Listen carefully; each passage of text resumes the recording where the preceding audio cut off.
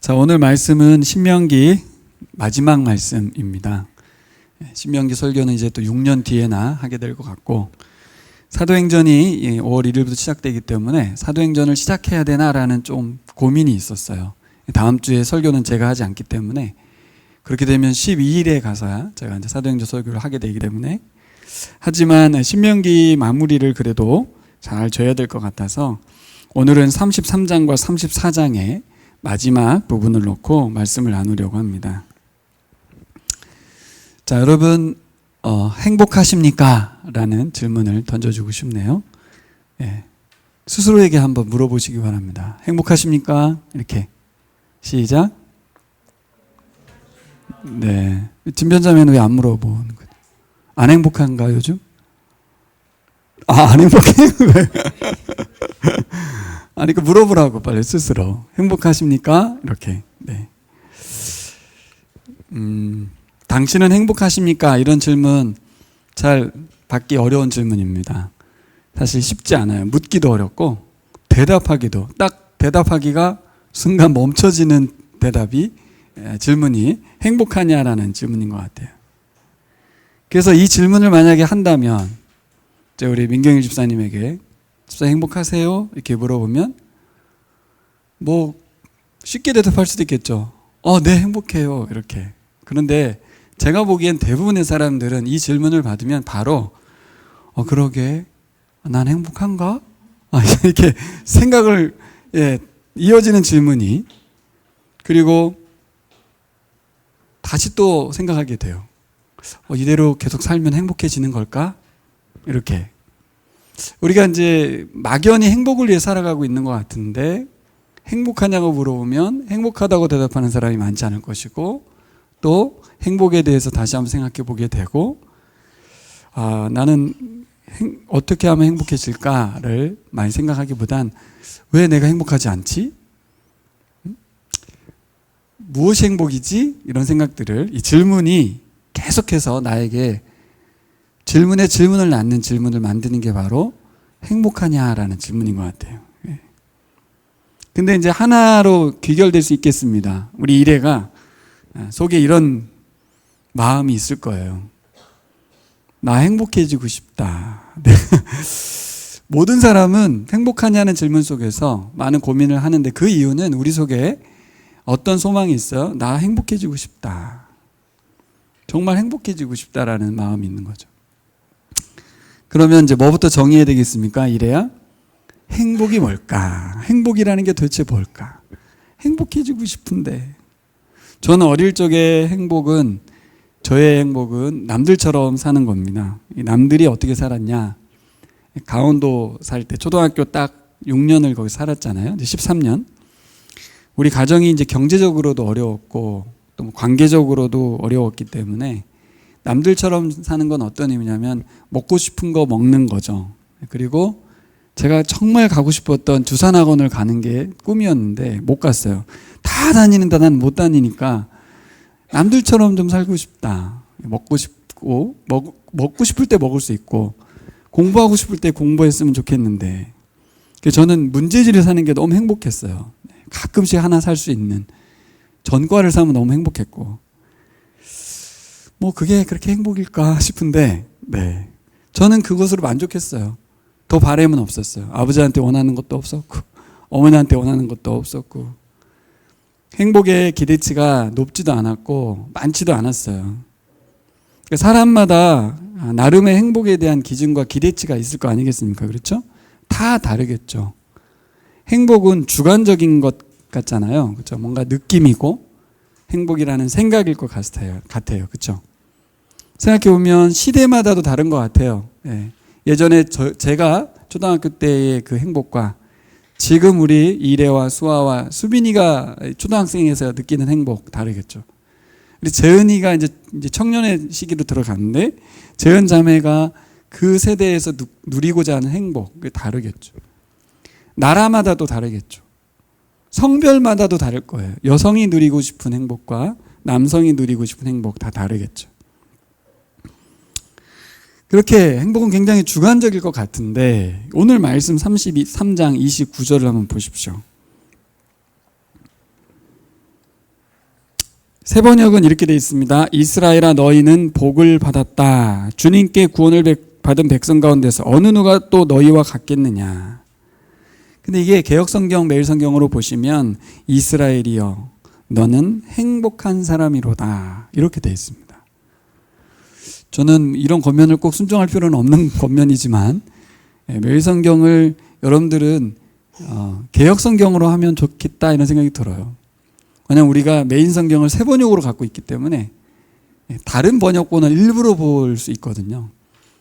새 번역으로도 좋겠지만 일반 매일 성경으로 이렇게 보게 되면 번역이 이게 더 와닿는 그런 게 있잖아요.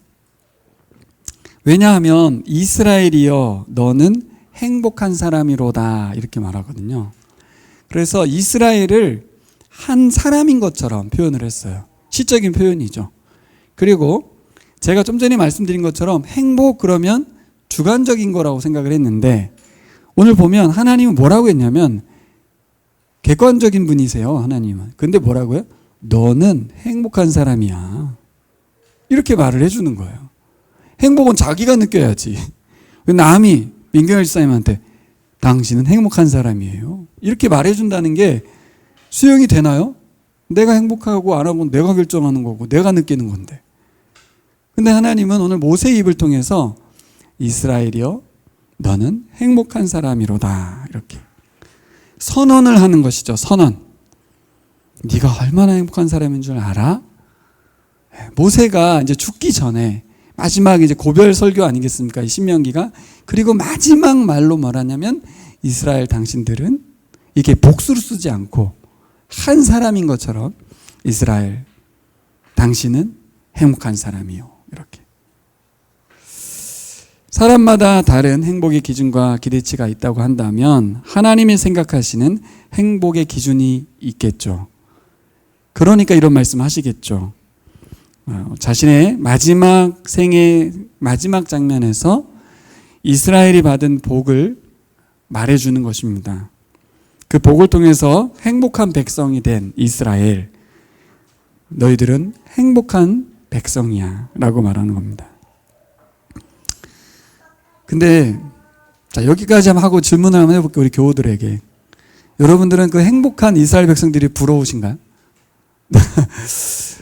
일단 이거는 설교니까 뭐 들을 수는 있겠지만 동의가 되냐는 거예요. 하나님이 이스라엘에게 너는 행복한 사람이라고 말을 했는데 우리도 이스라엘을 볼 때 이스라엘 굉장히 행복하겠다.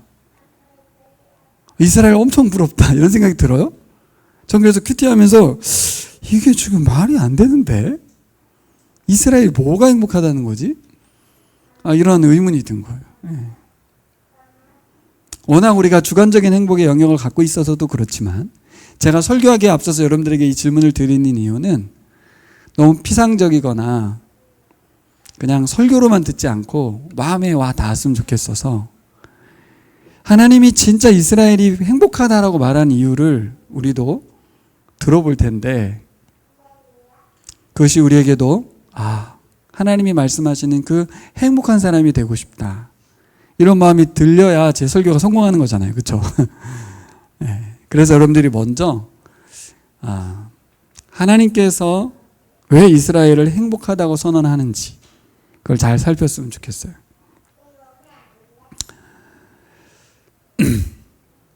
이스라엘을 왜 행복하다고 하시는지. 두 번째는 하나님이 우리에게 주시려는 행복이 뭔지. 하나님이 이스라엘에게 준 행복이 뭔지. 세 번째는 그렇다면 하나님께서 우리에게 주시려는 그 행복을 위해서 우리는 어떻게 살아가야 되는지. 이제 이게 결론이 돼야 되겠죠. 이 세 가지를 한번 살펴보려고 합니다. 하나님께서 이스라엘을 통해서 하시고 싶었던 말씀이 우리에게도 잘 들려졌으면 좋겠습니다.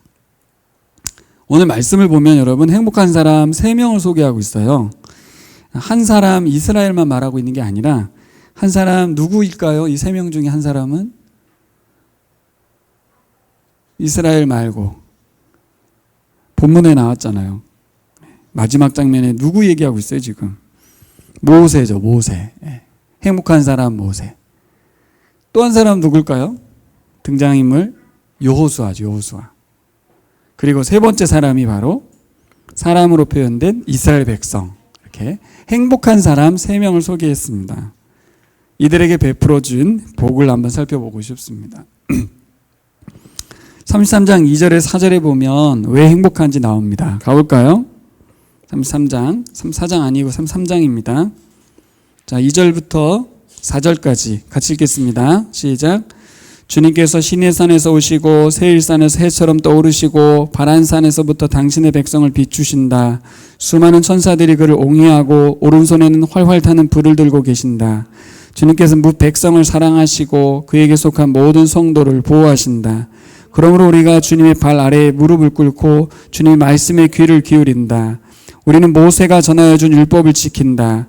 이 율법은 야곱의 자손이 가진 소유 가운데서 가장 으뜸 가는 보물이다. 아멘.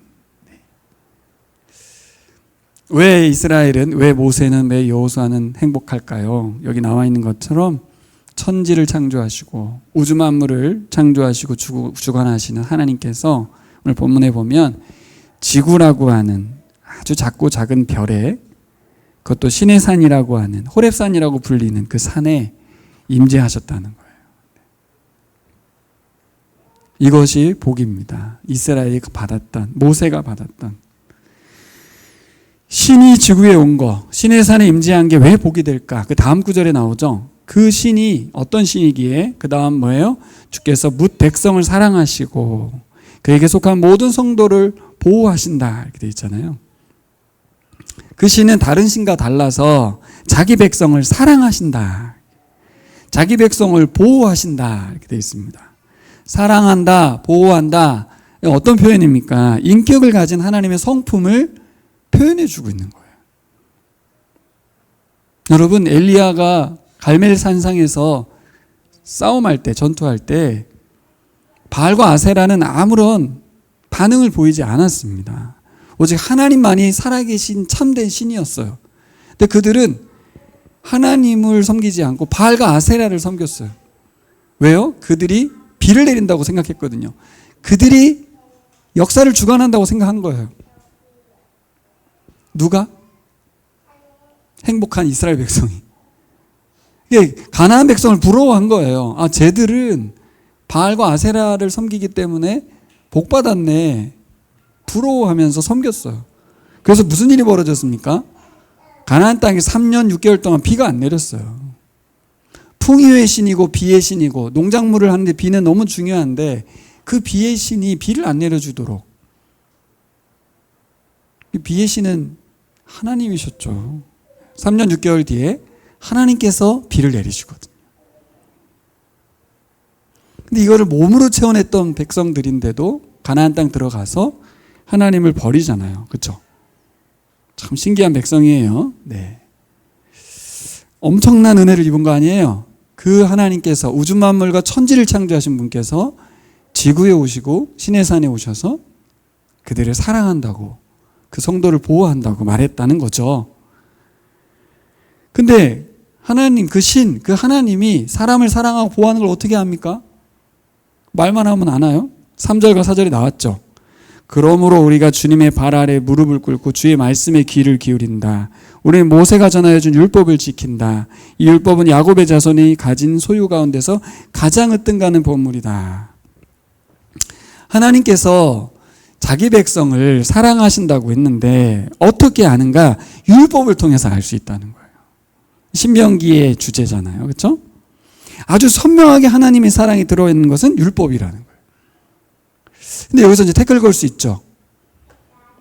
말로 안 하고 글로 썼다는 거잖아요. 하나님께서 사랑한다는 말. 근데 그게 단순히 글일까?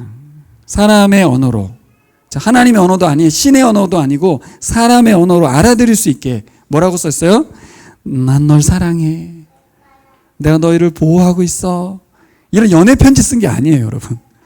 연애 편지의 성격이 있지만 구체적으로는 뭐가 들어가 있어요, 여기? 이 율법에?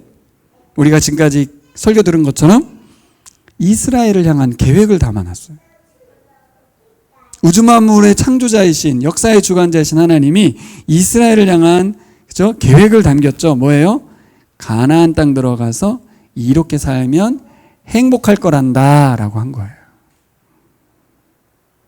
가나안 땅 들어가서 이 말씀대로 살면 행복할 거야.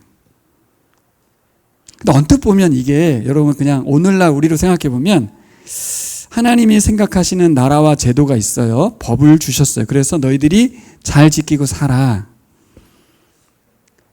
그러면서 시집 보내는 딸내미 가진 아버지 같은 느낌?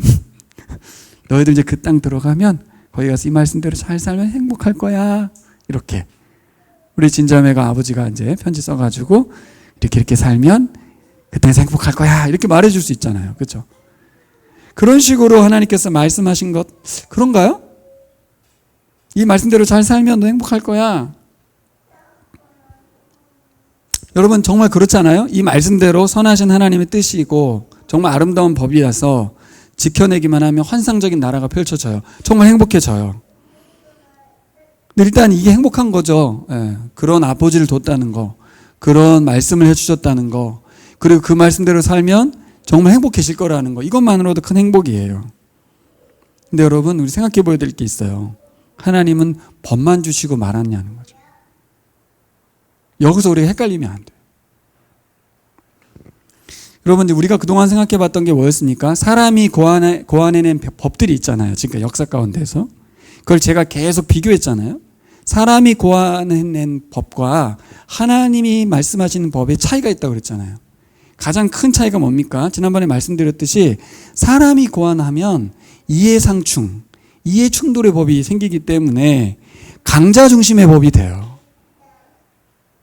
소수의 몇 사람만의 행복한 법이 된다고요. 그리고 국회의원들에게 계속 로비를 통해서 이익을 추구하는 법을 만들게 돼요. 전혀 약자를 배려하는 법을 만들기가 어렵다는 거를 여러분 대한민국을 사는 우리는 다 알고 있잖아요. 국회에서 통과되기가 어려워요.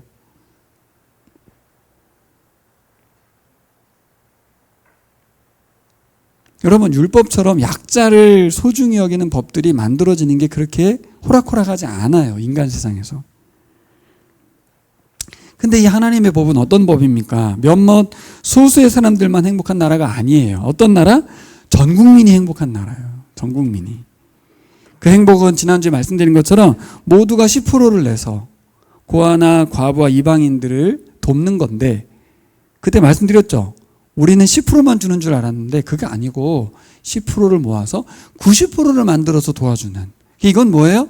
나하고 똑같이 살게 만들겠다는 거예요. 공적 부조, 사회 보장 제도가 아니에요, 이거는. 하나님이 원하시는 나라는 모든 백성이 다 하나님 주신 것으로 공평하게 다 배불리 먹고 사는 나라였어요. 이거를 뭐라고 말할 수 있냐면 샬롬이라고 말할 수 있는 거예요. 보라 이과에서 우리가 네 방향의 그림을 배우는데 그게 그냥 말씀으로 그냥 제도로만 볼 게 아니라 하나님은 진짜 구체적으로 가나안 땅에서 그런 사람들을 만들고 싶었어요. 그런 나라를 세우고 싶으셨어요. 여러분 이 실질적인 평화의 나라, 전쟁이 없는 나라 말고 모두가 90%로 살아가는, 모두가 배불리게 먹고 차별이 없고 차이가 없는 나라, 하나님이 그런 나라의 법을 주신 거라고요. 엄청 부럽죠. 엄청 부럽잖아요. 우리가 뭐 핀란드의 교육만 해도 엄청 부러워하는데 교육제도 하나만도 부러워하는데 경제제도가 이런 나라가 있다면 여러분 어떻습니까? 엄청 부럽죠. 여기서 우리가 정리해 볼 게 있어요. 행복이란 게 과연 뭘까? 사람의 행복은 개인의 뜻이 어떤 개인의 바람이 이루어지는 게 아니다. 예. 행복이라는 것은 내 생각대로 펼쳐지는 나라가 아니다. 어떤 나라입니까? 잘 보시면 사회적인 법조항이 바르고 명확해서 사람들이 그 기준에 의해 살아갈 때 행복해질 수 있다는 거예요. 쉽게 얘기해 볼까요? 하나님이 이스라엘 백성들 한 사람 한 사람 모두의 기도를 들어주면서 모두의 필요를 채워주면 행복할까? 그건 안 돼요. 왜냐하면 서로 높낮이가 생기니까. 하나님 어떤 방법을 썼어요? 절대적인 법을 주시고 그 법을 지켜냄으로 해서 사회가 그 법에 의해서 통치가 되면서 행복해진 나라를 만드셨어요. 저도 이런 설교를 들 때는 20대 때 감이 잘 안 왔어요.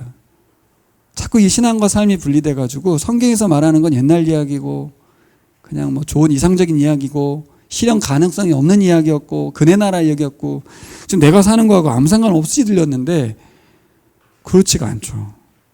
왜 그래요? 교회와 회사를 분리하기 때문에 그래요. 우리의 일상의 삶과 하나님 나라를 분리시켜버리기 때문에 그래요. 오히려 우리 일상을 하나님 나라로 확 가져가야 되는 거죠. 그래서 하나님께서 원하는 건 뭐였어요? 예, 행복이 절대 주관적이지 않다. 행복은 객관적인 것이다.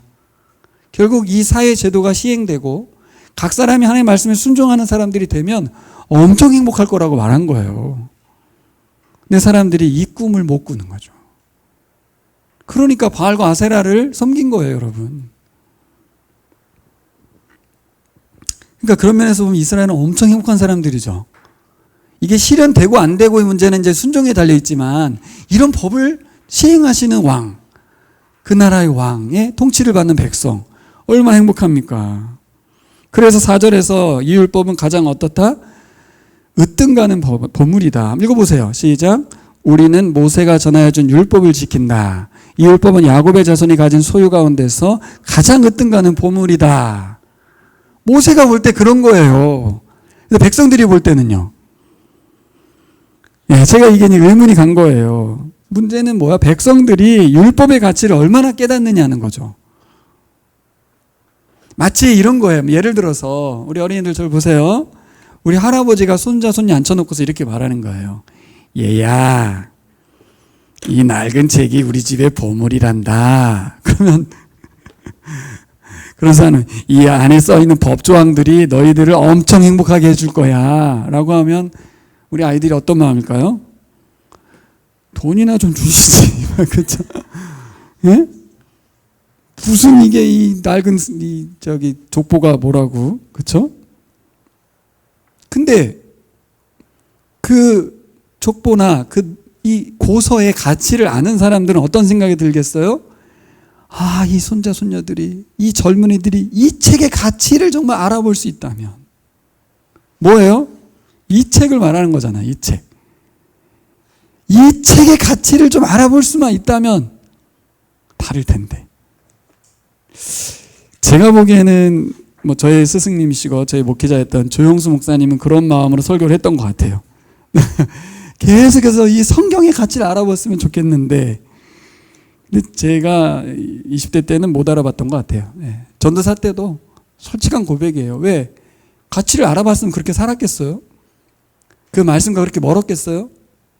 그 말씀을 읽지 않았겠어요?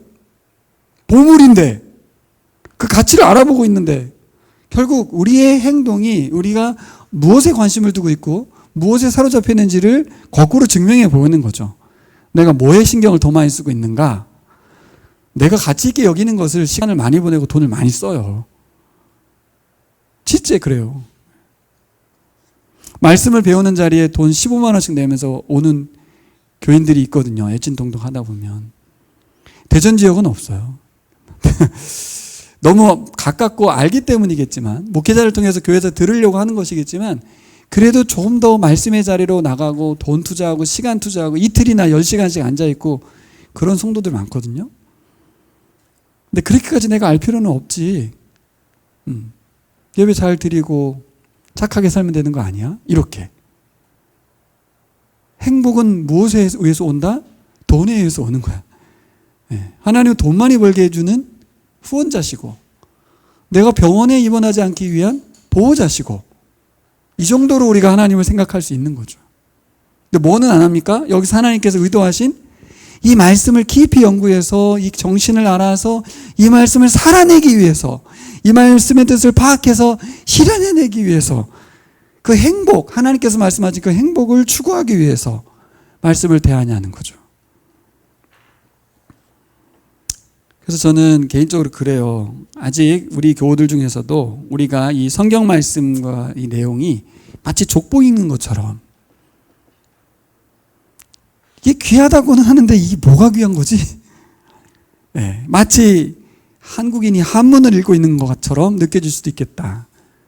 제가 20대 때 그랬으니까요. 하지만 눈을 열고 제대로 성경을 읽고 그 정신을 파악하고 살아갈 수만 있다면 이 말씀에 순종하게 된다면 이 말씀은 우리를 행복하게 할 것입니다.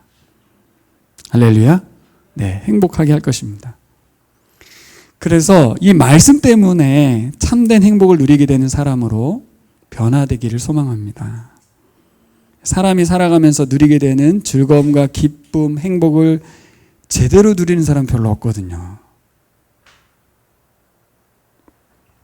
근데 이 성경 말씀이 우리를 진정한 행복으로 이끌어 주신다. 어느 날 저도 이런 설교를 하고 있네요. 네. 청중으로 들을 때는 목사님 그걸 제가 모르진 않는데요. 그러니까 알긴 알겠어. 성경이 행복하게 해준다는 거. 근데 그 성경을 통해서 행복한 적이 한 번도 없어. 아직 열리지 않은 거죠. 근데 여러분, 어느 날 우리는 말씀 때문에 행복하다라고 고백하는 날이 올 줄 믿습니다. 우리 눈을 열고 보면 이미 그렇게 사는 분들을 발견할 수 있습니다. 우리 옆 사람에게 한번 질문해 볼까요? 말씀 때문에 행복하십니까? 이렇게. 진변한테만 공격하지 말고. 네. 양쪽에서 물어보네, 막. 거꾸로 진변이 물어봐야지, 성령 집사한테. 네. 말씀 때문에 행복하냐? 자, 우리에게 주시려는 행복은 뭘까요? 27절과 28절로 가겠습니다. 같이 읽겠습니다. 시작. 옛부터 하나님은 너희의 피난처가 되시고 그 영원한 팔로 너희를 떠받쳐 주신다. 너희가 진격할 때에 너희 원수를 쫓아내시고 진멸하라고 명령하신다. 18절도 곡식과 포도주가 가득한 이 땅에서, 하늘에서 내리는 이슬에 흠뻑 젖는 이 땅에서 이스라엘이 평화를 누린다. 야곱의 자손이 안전하게 산다. 네. 진짜 남의 나라 이야기, 그쵸? 읽다 보면 묵상 잘 안 되는. 근데 이렇게 설교 시간에 천천히 보시면 그러네. 엄청 복이 많이 주어졌구나. 첫째로는 뭐예요? 피난처가 되셨다고 하죠. 영원한 팔로 떠받쳐 주셨다. 야, 이게 무슨 이런 표현이 있습니까? 네. 둘째, 그 나라의 왕이 되셔서 전쟁에서 원수를 쫓아내시고 진멸을 명하십니다. 셋째, 곡식과 포도주가 가득하도록, 농작할 수 있도록 그 맞도록 기후를 주관해 주시고, 그래서 이스라엘은 뭘 누립니까? 평화, 즉 샬롬을 누리고 안전하게 살아간다는 거예요. 그냥 이 27절, 28절만 봐도 행복할 것 같지 않아요? 이 복을 받았어요. 이스라엘이 얼마나 행복합니까? 근데 이거를 딱 한 글자로 바꾸면 어떤 말이 되냐면 구원이 되는 거예요, 여러분. 구원. 29절을 볼까요? 이스라엘아, 너희는 복을 받았다. 주님께 구원을 받은 백성 가운데서 어느 누가 또 너희와 같겠느냐? 그분은 너희의 방패시요 너희를 돕는 분이시며 너희의 영광스러운 칼이시다. 너희의 원수가 너희 앞에서 자비를 간구하나 너희는 그들의 등을 짓밟는다. 구원이란 단어로 바꿀 수 있는 거예요. 여러분, 이스라엘의 구원, 그럼 역사적으로는 뭐가 떠오릅니까? 출애굽이 떠오르죠. 출애굽을 통해서 하나님의 구원이 드러났어요.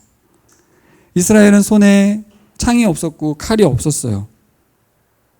근데 피 한 방울도 흘리지 않은 채 전적인 하나님 은혜로 이집트 땅을 탈출해서 현재 가나안 땅 앞에 와 있는 거예요. 구원받았죠. 엄청난 구원을 받은 거예요, 사실. 근데 이제 앞으로 어떻게 된다? 거기 땅 들어가서 배불리 먹고 안전히 거하고 샬롬을 누릴 거라는 거잖아요. 그러니까 구원이란 말은 1차적으로는 출애굽을 의미하지만 단순히 노예의 신분에서 자유자의 신분으로 넘어갔다는 그게 구원이 아니에요. 근데 우리 신앙인의 상당수는 대부분 이것만 얘기해요. 죽어서 천국 간다. 죄에서 자유하게 됐다.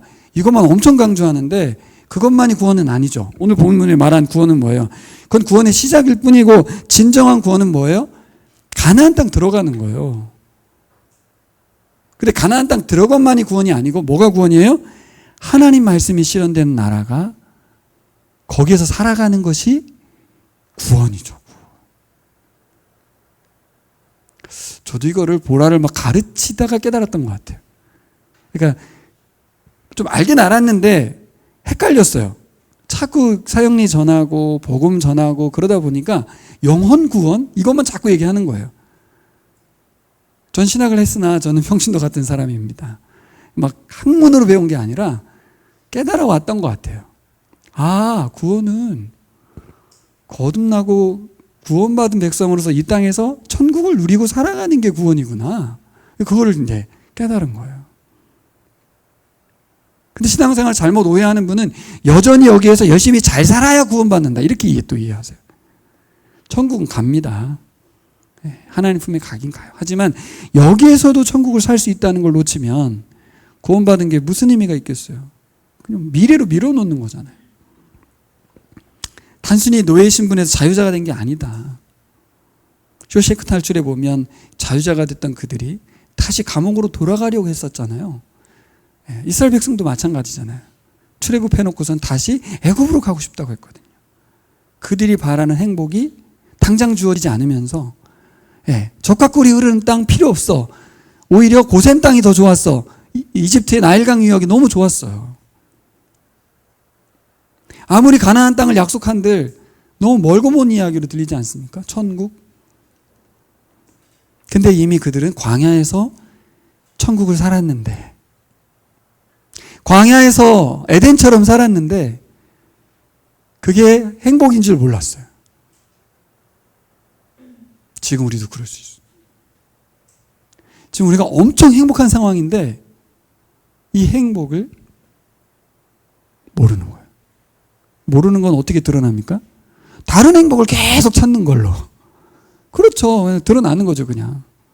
말씀을 가까이 하고 하나님의 말씀을 순종하고 하나님과의 관계 속에 살아가는 그 기쁨은 그거는 돈이 안 되잖아. 이렇게. 그게 실질적으로 나의 삶을 어떻게 바꾸는 거야? 이렇게 자꾸 생각하면서 애굽을 숭상하거나 가나안 땅에서 계속해서 바알과 아사레를 찾는 거죠. 행복한 백성이라고 아무리 말해주면 뭐합니까? 자기가 그것을 행복인 줄 모르는데, 그 가치를 몰라보는데. 부모 마음이 얼마나 안타깝겠습니까? 그러니까 선지자를 계속 하나님 보내셔가지고 니들이 엄청 행복한 사람들인 걸 몰라? 그럼 행복을 빼앗아 갈 거야. 행복을 빼앗길 거야. 그게 바벨론 포로로 잡혀가는 거잖아요. 오늘 모세는 뭐라고 그래? 여호와의 구원을 너와 같이 얻은 백성이 누구냐? 이렇게 말을 합니다. 여호와의 구원을 너와 같이 얻은 백성이 누구냐? 또 질문해 볼게요, 여러분. 이 모세의 말에 여러분도 동의가 돼요? 이스라엘 백성들이 진짜 엄청난 구원을 받은 백성이라는 게 동의가 되시나요? 이것에 의심의 여지가 없죠. 우리 진변자면 어때요? 의심의 여지가 없죠? 네. 그러니까 이스라엘이 하나님의 은혜로 엄청난 구원을 받은 걸 우리가 잘 아는데, 그럼 이제 질문은 또 나에게 오죠. 그렇다면 나 자신은 어떤가? 나는 어떤 구원을 받았는가? 나는 다른가? 나도 이스라엘과 같이 통일한 은혜로 구원받았다. 인정이 되시나요? 뭘로 내가 구원을 받았죠? 우리는 잘 모르는 거예요. 이 구원의 사이즈를, 그 구원의 큰 은혜를, 그 사랑을, 그 깊이를, 넓이를. 그 사도 바울이 교회를 향하여 그렇게 기도하잖아요. 그리스도의 사랑의 높이와 넓이와 길이를 알았으면 좋겠다. 마치 이스라엘이 자신들이 받은 구원을 잊어버리듯이, 누가 봐도 이건 하나님의 놀라운 구원인데 정작 이스라엘은 가벼이 그냥 던져버리는 것처럼, 그죠? 분명 하나님으로부터 출애굽의 큰 은혜를 받았는데 문제는 뭐예요? 그거를 부인하진 않아. 나도 예수 그리스도를 통해서 엄청난 구원을 받은 걸 부인하지 않아. 여러분, 부인하지 않죠? 근데 왜 문제가 되죠, 지금? 왜 하나님께서 주신 행복이 아닌 다른 행복을 줬게 되죠? 왜 그래요? 그게 현재적으로는 그 구원이 안 와닿기 때문에. 과거형이기 때문에. 출애굽이고, 과거 예수 믿을 때 그 어떤 그 첫사랑의 뜨거움이고, 현재는 아니기 때문에. 현재적으로는 크게 와닿지 않을 수 있습니다. 제사함을 받아서 의롭다함을 받아 엄청난 구원을 받았음에도 이스라엘과 사이즈 비교를 할 때 똑같다고 말하면 다 감이 안 오지만 어쨌든 똑같다고 볼 때 그 우리도 이스라엘만큼이나 행복한 백성인데, 그래서 질문이 생기는 거죠. 나는 행복한가라는 질문이 하나님께서 우리에게 주시려는 행복이 과연 뭘까? 분명 구원받아서 행복한데 왜 이스라엘은 행복을 찾아서 헤매였을까 하는 거예요.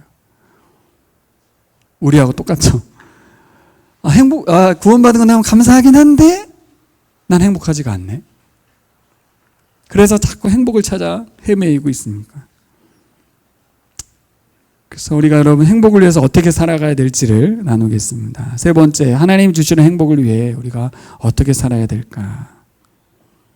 이거는 제가 구체적인 말을 하기 전에 하는 것보다도 한 사람을 소개하겠습니다. 누구예요? 모세. 모세는 이스라엘에게 너는 행복한 사람이야 라고 말한 사람이잖아요. 그렇죠? 그 너는에 누구도 들어갑니까 지금? 모세도 들어가요. 이스라엘 공동체를 한 사람으로 이야기했는데 사실은 그 이스라엘 중에 이스라엘이 모세잖아요. 그렇죠? 이스라엘에게 이렇게 말하는 거예요. 너는 행복한 사람이야. 그럼 이스라엘 뭐라고 말해요? 그래? 내가 행복한 사람이야? 그래? 내가 행복한 거 맞아? 내가 행복한 사람 맞아? 그렇다고? 동의가 잘 안 돼. 그러니까 누구를 소개합니까? 성경은 모세를 소개하는 거예요. 지금까지 정리해보면 뭐가 행복이라고 그랬어요? 하나님의 임재, 그렇죠? 하나님이 찾아와 주심, 인격적으로 우리를 사랑해주고 보호해주심. 그게 구체적으로 드러나는 게 뭐예요? 율법. 단순히 사랑과 보호라는 개념이 아니고 뭐라고 했어요? 구체적인 율법 조항을 통해서 하나님 나라, 하나님 꿈꾸시는 경제적인 풍요의 나라, 그 나라를 주셨잖아요. 그렇죠? 그 율법이 복이라는 걸 말했어요. 얼마나 행복하냐는 거예요. 또 하나 지도자인 모세도 여호수아도 주셨죠. 가나안 땅도 주셨고 뭐 엄청 주셨습니다. 그런데 가나안 백성들, 이스라엘 백성들은 행복하지 않았어요. 그 율법이 있었는데도, 지도자인 여호수아가 있었는데도. 그래서 행복을 바꿔야 된다는 걸 알려주는 거죠. 모세가 어떻게 살았는지.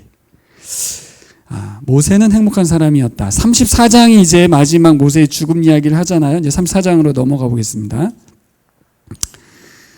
여호수아는 그냥 이렇게 같은 것으로 여기고 일단 모세만 살펴본다면 여러분 이 34장 4절 내용 보세요. 4절 같이 보겠습니다. 시작. 그리고 주님께서 그에게 말씀하셨다. 이것은 내가 아브라함과 이삭과 야곱에게 맹세하여 그들에게 자손에게 주겠다고 약속하신 땅이다. 내가 너에게 이 땅을 보여주기는 하지만 내가 그리로 들어가지는 못한다. 자, 우리 재현 양, 모세는 행복해 보입니까? 기분이 어땠을까요? 이 4절 말씀을 딱 듣는 순간 기분이 어땠을까요? 행복했을까요? 수환 형제는 어땠을 것 같아요? 예? 뭐라고? 약올리나. 그렇죠. 그러니까 열받죠. 야, 이게 약속한 땅이야. 봐봐. 보지. 근데 넌 들어갈 수 없어. 이렇게 말하니까, 와, 이거 뭐지? 아니, 이게 말이 돼? 귀를 의심하게 하는 본문이죠. 땅을 만져보게 해주고, 걸어보게 해주고 죽이든지. 그것도 아니고, 자, 봤지? 저 땅이 바로 네가 이집트 땅에서 여기까지 온 목적지야. 근데 너는 들어갈 수 없어. 수고했어. 넌 죽어야 돼. 이렇게 말하는 거예요. 5절 보세요. 모세는 말씀대로 모압 땅에서 죽어서 묻혔는데 그 무덤을 아는 사람이 없다. 무덤도 어딘지 몰라. 혼자 가서 죽은 것 같아요. 이게 뭔 모세 행복이냐고요. 에? 어떻게 이게 행복이냐고요. 질문이 이어지죠. 질문이 이어져요. 이게 말이 된다. 오늘 어찌 보니까 우리 올해 들어온 신입생들이 한 명도 안 온 날이네요. 인원이 적어서가 아니라 승승장구하고 인원도 늘어나고 분위기도 좋고 그럼 우리는 행복하죠. 근데 오늘 이렇게 인원이 적고 뭔가 썰렁한 것 같고 뭔가 우울하고 그래도 행복할 수 있을까요? 우리의 행복은 뭔가 소유하는 거, 내 마음이 기쁘고 즐거운 거, 이것에서 행복이라고 말을 해요. 근데 성경은 아니라는 거예요. 그거 아니고 모세는 엄청 행복하다는 거예요. 뒤에 보세요. 7절부터. 자, 7절부터 이어지는 행복에 대한 이야기가 나오죠. 죽을 때 몇 살이었대요? 120살. 근데 뭐라고 돼 있습니까? 눈이 흐리지 않았다. 기력이 쇠하지 아니했다. 말도 안 되는 뻥을 써놨습니다. 그렇죠? 말이 돼? 근데 성경을 뻥이라고 할 수도 없고 무슨 뜻이에요, 이거? 이런 거 우리 재현 양은 어떻게 해석해야 될 거예요? 과한 그 표현인 거죠? 이걸 통해서 뭔가 메시지를 주고자 하는 거 아니겠습니까? 어떤 의미겠어요? 여러분 묵상하셔야지 이런 거를. 이건 말도 안 되는 얘기인데.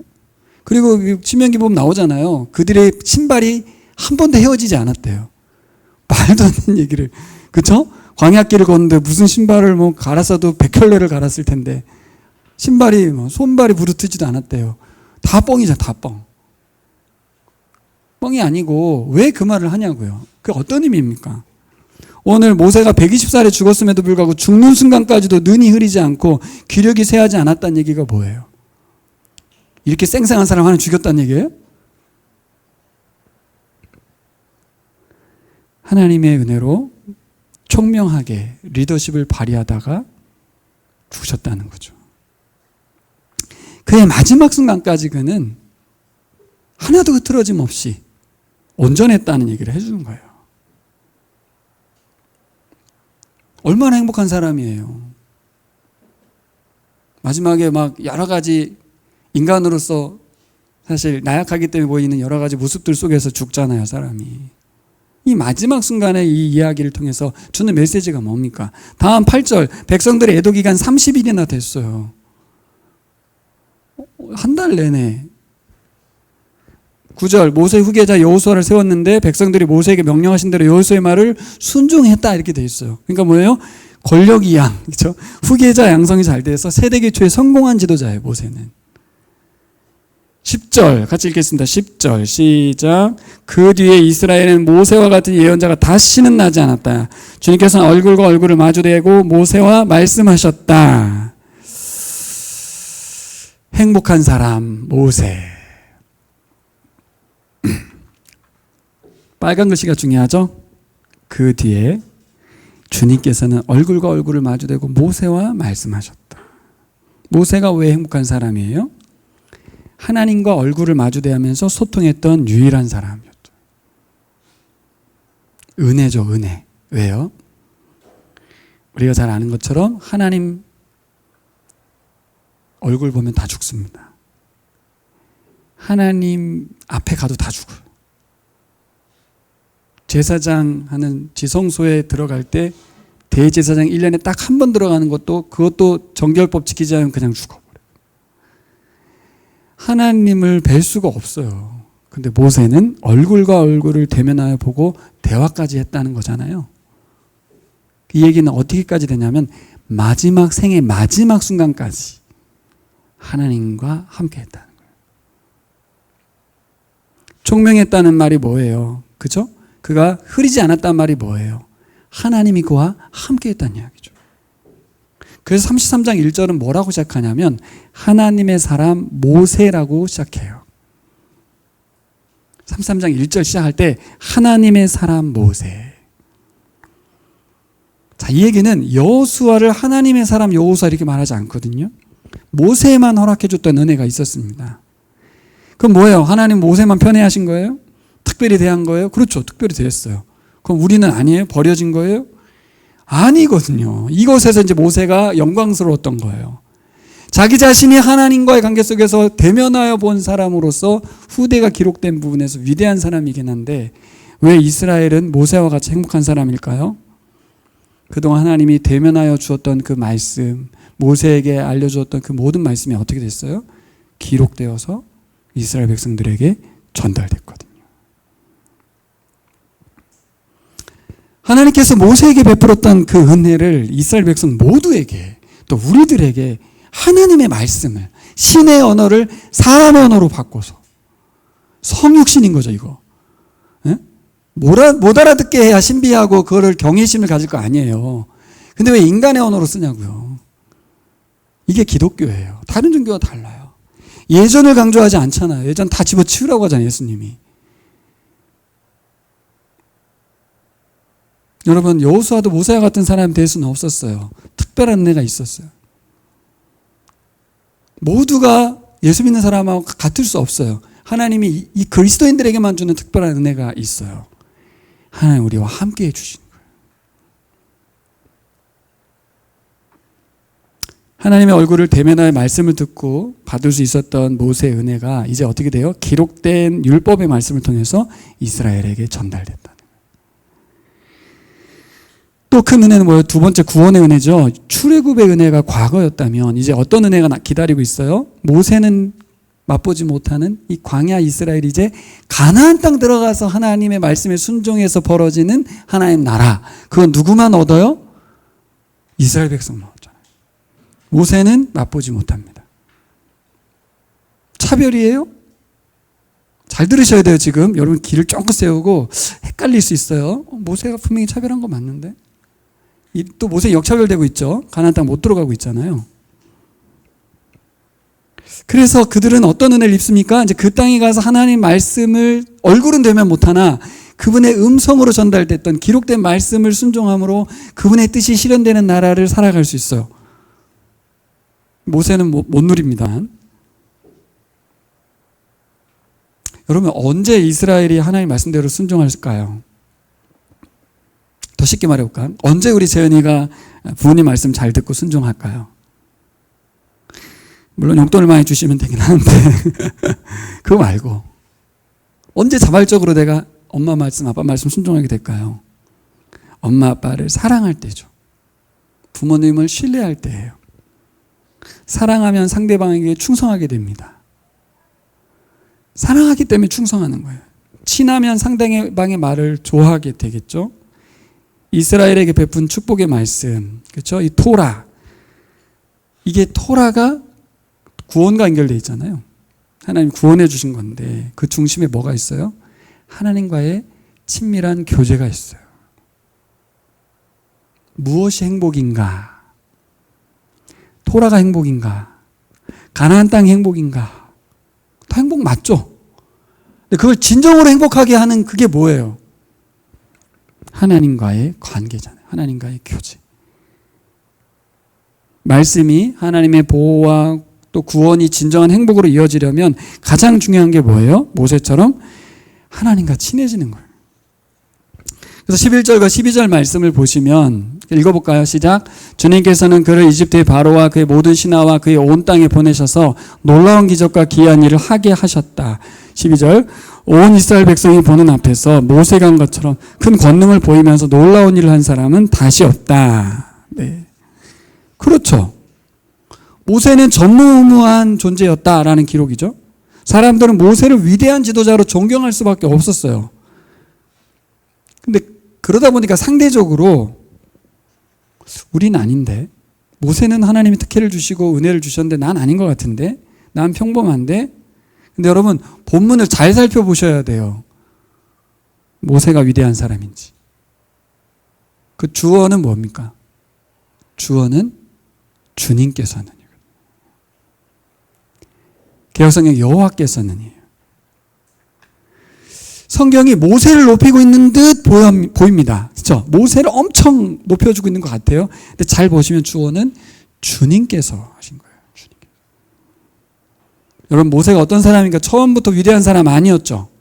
태어나면서 그는 죽을 뻔한 노예의 아기였습니다. 하나님이 그를 살리셨어요. 두 번째, 자신의 의의가 앞서서 행동했죠. 어떻게 했어요? 살인을 저질렀어요.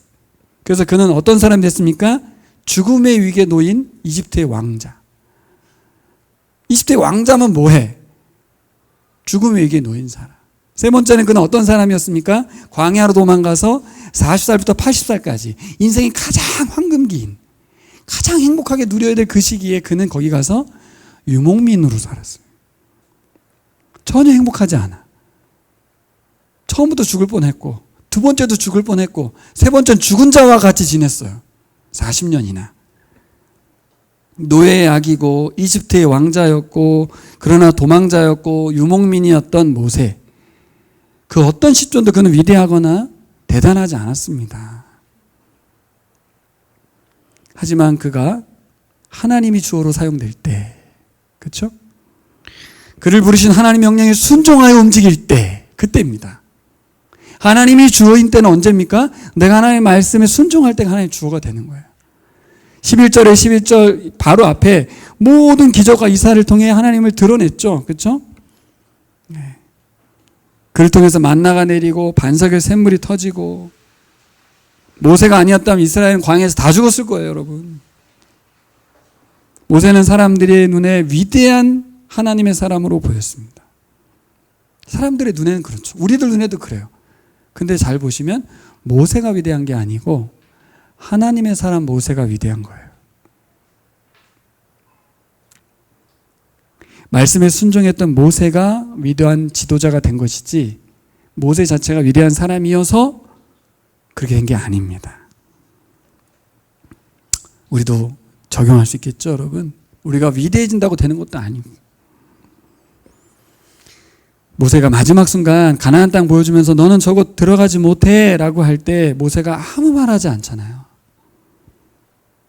정리해 보겠습니다. 사람들이 생각하는 행복이 뭡니까?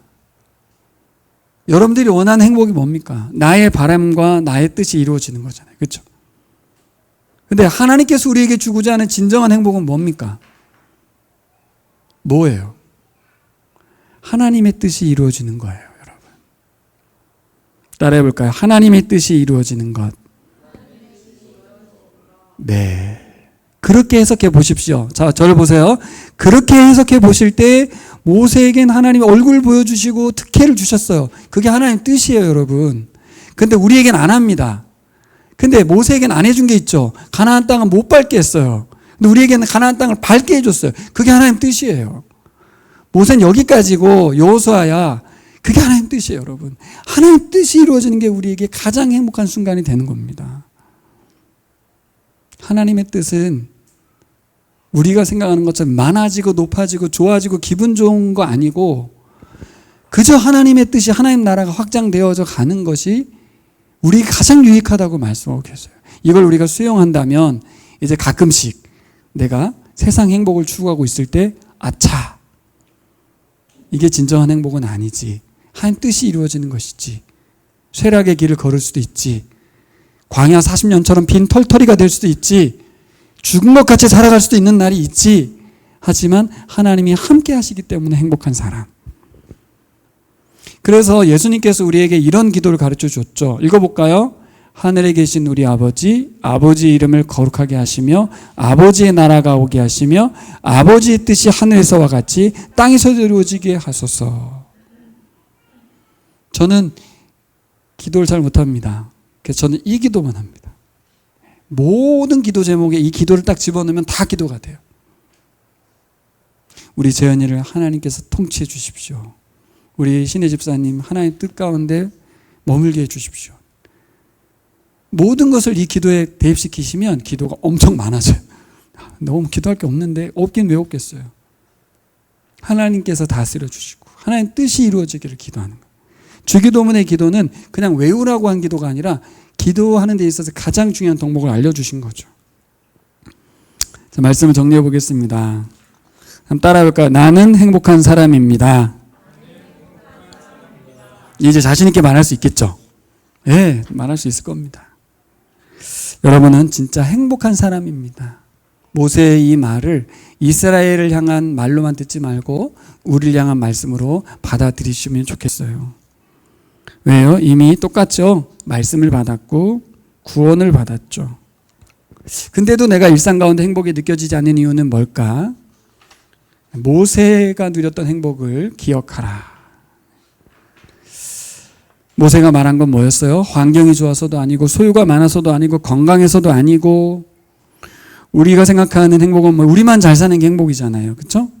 우리가 생각하는 건 우리가 잘 사는 거잖아요. 그렇죠? 진정한 행복은 뭐예요? 하나님이 우리에게 행복입니다. 한번 따라해 볼까요? 하나님이 행복입니다. 네. 제가 말씀을 준비하면서 이 부분을 생각할 때 가장 머물게 되고 멈추게 되고 모든 것을 잊게 만들게 하시더라고요. 아, 그래. 하나님 그분이 행복인데 진짜 다른 거 많이 찾는구나. 해준 게 뭐가 있냐고 하고, 왜 안 들어주냐고 하고, 이러고 있는 우리의 모습들. 그러니까 우리 수아, 수빈이, 우리 이래에게 그냥 부모님 자체가 행복이어야 되는데, 그걸 누리지 못한 채 내 뜻을 이루어주지 않는다고, 우리 부모님이 날 행복하게 해주지 않는다고 생각하는 것처럼 하나님께도 하나님이 나에게 임마누엘 하고 계시다는 것으로 너무 행복했으면 좋겠는데, 엄마 아빠는 필요 없고 돈만 주면 돼, 이렇게 사는 우리들의 모습처럼 하나님과의 관계와 친밀함은 다 필요 없고, 내 사업 잘 되고 우리 자식 새끼 건강하게 되고 좋은 대학 가게 되려는 그런 수준에서 우리가 있을 수 있는 거죠.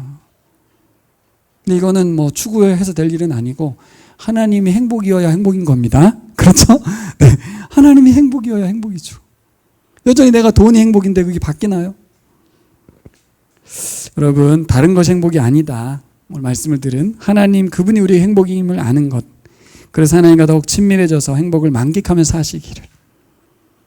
그래서 우리 수환 형제가 놀리나? 뭐 이런 생각이 들었다고 했는데, 모세는 감격했을 거예요. 내가 여기까지 하나님의 은혜로 첫 땅을 볼 수 있는 것만으로도 이제 하나님이 이루시겠지라는 소망 가운데서 하나님께 맡깁니다 라고 생을 마무리했을 거예요. 여러분, 이것이 바로 예수님께서 우리를 구원하신 목적인 줄 믿습니다. 뭐예요? 우리가 하나님 안에 행복하길 원하시는 줄 믿습니다.